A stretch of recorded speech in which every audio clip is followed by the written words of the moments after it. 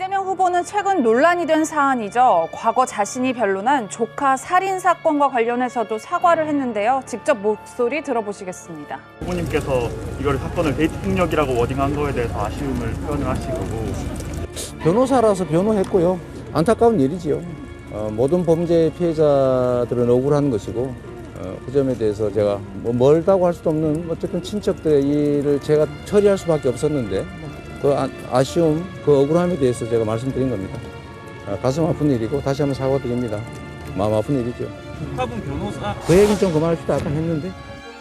네, 또 당시 이 후보의 조카가 휘두른 흉기를 피하려다가 아파트에서 추락했던 피해 여성의 아버지는 최근 한 언론과의 인터뷰를 통해 한 가정을 망가뜨린 살인 범죄에 대해 데이트 폭력이라니 이재명 후보 일가 측에서 사과 온 적은 단 한 번도 없다라고 비판의 목소리를 냈는데요. 그게 이제 2006년 사건이거든요. 2006년 사건에 그 이제 여친 집을 밤중에 찾아가가지고 거기에서 여친과 그리고 그 엄마를 이제 살해하고 사실은 만약에 그 아버지도 그 밖으로 뛰어내리지 않았더라면 살해될 뻔한 그런 일가족 살인 사건이거든요. 그래서 그런 거를 가지고 데이트 폭력이라고 아주 가벼운 말로 이렇게 얘기를 하려고 한 게 듣는 사람 입장에서 사실 데이트 폭력은 1년에 12,000건씩 이렇게 많이 나는 사건이거든요. 근데 이렇게 일가족을 죽이려고 했던 사건은 진짜 아주 희대의 사건인데 그걸 가지고 그런 아주 자주 일어나는 빈번한 사건으로 포장하려고 했다고 하는 것 자체 잘못된 것이고, 그리고 저는 이재명 후보가 여러 번 이제 사과를 최근에 많이 합니다. 네. 이번 같은 경우에도 사과를 하는데 제가 이렇게 사과의 진정성을 좀 의심할 수 있는 게 뭐냐면 모든 범죄 피해자는 억울합니다 이렇게 하면서 얘기를 하는 거예요.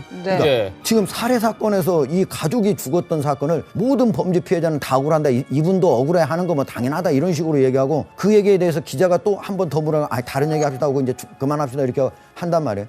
이런 태도가 말보다도 사과를 하려면 진정성 있게 사과를 하려면 진짜 마음에서 우러나와야 하는데, 이런 태도가 국민들이 볼 때 사과의 진정성이 있느냐 이런 의심을 할 수 있는 그런 모습들을 보여준다는 거죠. 이재명 후보의 사과에도 논란이 계속되는 이유가 또 있습니다. 조카를 변호하면서 심신미약을 근거로 가명을 요청했는데 당시 법원은 받아들이지 않았습니다. 그런데 비슷한 시기에 다른 사건에서도 같은 취지의 변호를 했습니다. 조카 살인 사건 바로 다음해입니다. 2007년도에 성남에서 동거녀를 또 살해한 사건이 있었는데 이때도 이재명 당시 변호사가 변론을 맡았습니다. 그런데 당시에도 피고인이 술에 만취해 사물을 변별하거나 의사를 결정할 능력이 없었다, 심신미약 상태였다고 주장을 했고, 실제 이때는 법원이 받아들여서 징역 15년형을 선고했고 이 범인은 내년에 출소를 한다고 합니다. 네. 그런데 문제는 이겁니다. 이재명 후보가 2018년도 10월에 발생한 강서 PC방 살인 사건을 두고는 국민들은 정신질환에 의한 가명에 분노한다, 그러니까 심신미약을 근거로 가명하는 것에 대해서 분노한다 이렇게 글을 올리기도 했었습니다.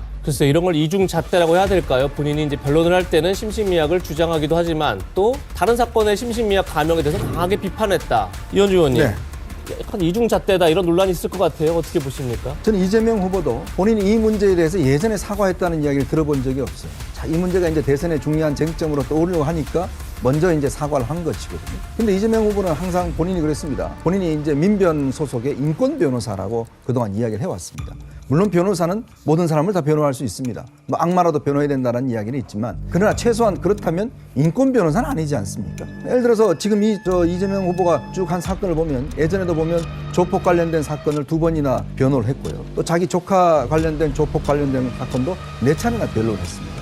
근데 지난번에 윤석열 후보를 만났을 때는 나는 형사사건을 한 적이 없다 이렇게 또 이야기를 했어요. 자, 그렇다면 지금 와서 보면 지금 이 시점에 이런 어떤 본인의 반성, 과연 이게 이제 어떤 면에서 보면 진정성이 있느냐? 그냥 이게 선거 때 되니까 이제 필요하니까 계속 사과를 이야기합니다. 근데 과연 이게 예를 들어서 본인이 꾸준히 그동안 이 부분에 대해서 사과를 하는 것인지, 아니면 진짜 변호사 이재명과 지금 대선 후보 이재명은 다른 것인지, 이 문제에 대한 의문을 가질 수밖에 없죠. 사과 입으로 많이 한다고 하더라도 그것이 진짜 사과가 아니듯 지금의 이재명 후보가 선거 캠페인용으로 저는 사과를 하는 게 아니냐는 의심을 가질 수밖에 없는 겁니다. 김부선 씨 얘기를 왜 하냐면 넉 달 전인가요? 조카 살인사건 변론에 대해서 그다지 많이 언론의 주목을 받지 못하던 시기에 당시에 김부선 씨가 조카 사건에 대해 내게 고백했을 때 비정함에 놀랐다, 혹은 이 사건에 대해서 좀 더 구체적으로 설명했기 때문이거든요. 그러니까 지금 이재명 후보는 김부선 씨와의 관계가 뭐 어떤 일반 몇 번 만났던 관계, 그 이상 아니다라고 이제 이야기하고 있어요. 근데 김부선 씨는 이재명 후보와의 어떤 관계가 굉장히 오랫동안 지속됐다. 그 증명하는 그 내용 중에 우리만 알 수 있는 내용, 뭐 이런 것들을 이야기를 합니다. 바로 이 부분도 같은 이야기인데요. 결국 이제 조카 살인 사건에 대해서 본인이 이제 이런 이야기를 했고, 거기서 보면 돌로 쳤다나 흉기로 했다나 나는 잘 몰라, 뭐 그랬었다. 그리고 1, 2심까지 다 했다. 이렇게 이야기를 했다는 거죠. 제가 출신이 비천합니다.